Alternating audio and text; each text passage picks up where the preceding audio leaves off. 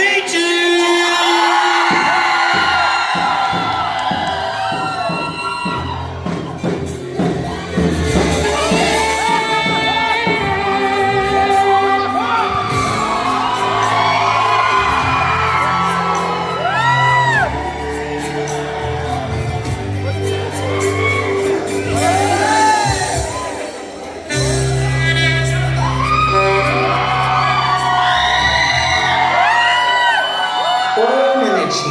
Acordado uma hora dessa? Sim, vovô. Hoje acontecem um dos melhores espetáculos da natureza e estou muito ansiosa para ver. Sabe, Francisca, seu avô tá cansado, mas feliz em te ver crescer.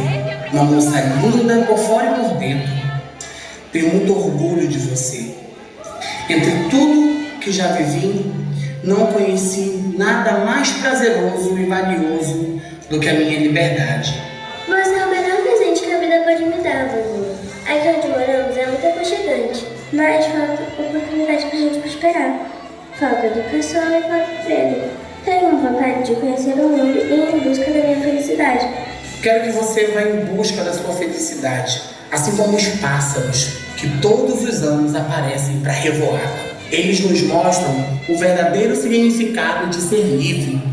Devemos nos libertar das nossas gaiolas e sentir a força do vento em nossas asas da liberdade.